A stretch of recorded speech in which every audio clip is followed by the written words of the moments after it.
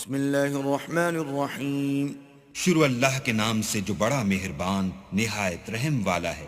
والنازعات غرقا والناشطات نشطا والسابحات سبحا ان فرشتوں کی قسم جو ڈوب کر کھینچ لیتے ہیں اور ان کی جو آسانی سے کھول دیتے ہیں اور ان کی جو تیرتے پھرتے ہیں۔ فالسابقات سبقا فالمدبرات امرا يوم ترجف الراجفة تتبعها الرادفة پھر لپک کر آگے بڑھتے ہیں، پھر دنیا کے کاموں کا انتظام کرتے ہیں کہ وہ دن آ کر رہے گا جس دن زمین کو بھونچا لائے گا، پھر اس کے پیچھے اور بھونچا لائے گا۔ قلوب يومئذ واجفة أبصارها خاشعة يقولون أئنا لمردودون في الحافرة أئذا كنا عظاما نخرة۔ اس دن لوگوں کے دل خائف ہو رہے ہوں گے اور آنکھیں جھکی ہوئی۔ کافر کہتے ہیں کیا ہم الٹے پاؤں پھر لوٹیں گے؟ بھلا جب ہم کھوکھلی ہڈیاں ہو جائیں گے تو پھر زندہ کیے جائیں گے۔ قالوا تلك إذا كرة خاسرة فإنما هي زجرة واحدة فإذا هم بالساهرة هل أتاك حديث موسى۔ کہتے ہیں کہ یہ لوٹنا تو موجب زیاں ہے، وہ تو صرف ایک ڈانٹ ہوگی۔ اس وقت وہ سب میدان حشر میں آ جمع ہوں گے۔ بھلا تم کو موسیٰ کی حکایت پہنچی ہے؟ إذ ناداه ربه بالواد المقدس طوى اذهب إلى فرعون إنه طغى فقل هل لك إلى أن تزكى وأهديك إلى ربك فتخشى۔ جب ان کے پروردگار نے ان کو پاک میدان یعنی طویٰ میں پکارا اور حکم دیا کہ فرعون کے پاس جاؤ، وہ سرکش ہو رہا ہے، اور اس سے کہو کیا تو چاہتا ہے کہ پاک ہو جائے اور میں تجھے تیرے پروردگار کا رستہ بتاؤں تاکہ تجھ کو خوف پیدا ہو۔ فأراه الآية الكبرى فكذب وعصى ثم أدبر يسعى فحشر فنادى۔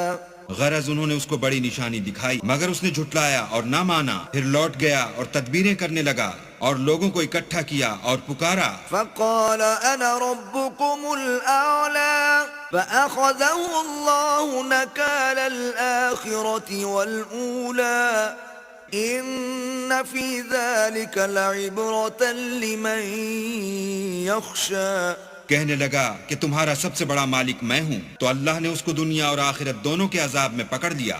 جو شخص اللہ سے ڈر رکھتا ہے اس کے لیے اس قصے میں عبرت ہے۔ أأنتم أشد خلقا أم السماء بناها رفع سمكها فسواها وأغطش ليلها وأخرج ضحاها والأرض بعد ذلك دحاها۔ بھلا تمہارا بنانا مشکل ہے یا آسمان کا؟ اسی نے اس کو بنایا، اس کی چھت کو اونچا کیا، پھر اسے برابر کر دیا، اور اسی نے رات تاریک بنائی اور دن کو دھوپ نکالی، اور اس کے بعد زمین کو پھیلا دیا۔ أخرج منها ماءها ومرعاها والجبال أرساها متاعا لكم ولأنعامكم فإذا جاءت الطامة الكبرى۔ اسی نے اس میں سے اس کا پانی نکالا اور چارہ اگایا اور اس پر پہاڑوں کا بوجھ رکھ دیا۔ یہ سب کچھ تمہارے اور تمہارے چارپایوں کے فائدے کے لیے کیا۔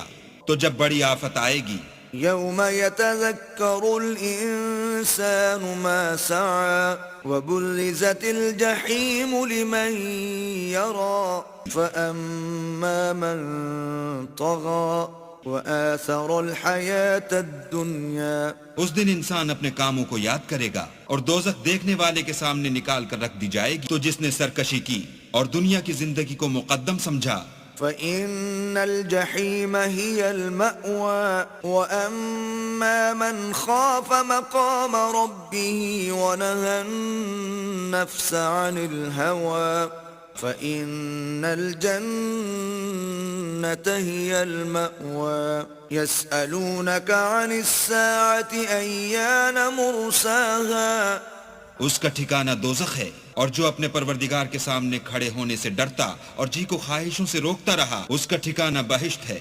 اے پیغمبر، لوگ تم سے قیامت کے بارے میں پوچھتے ہیں کہ اس کا وقوع کب ہوگا۔ فيم أنت من ذكراها إلى ربك منتهاها إنما أنت منذر من يخشاها كأنهم يوم يرونها لم يلبثوا إلا عشية أو ضحاها۔ سو تم اس کے ذکر سے کس فکر میں ہو؟ اس کا منتہا یعنی واقع ہونے کا وقت تمہارے پروردگار ہی کو معلوم ہے۔ جو شخص اس سے ڈر رکھتا ہے تم تو اسی کو ڈر سنانے والے ہو۔ جب وہ اس کو دیکھیں گے تو ایسا خیال کریں گے کہ گویا دنیا میں صرف ایک شام یا صبح رہے تھے۔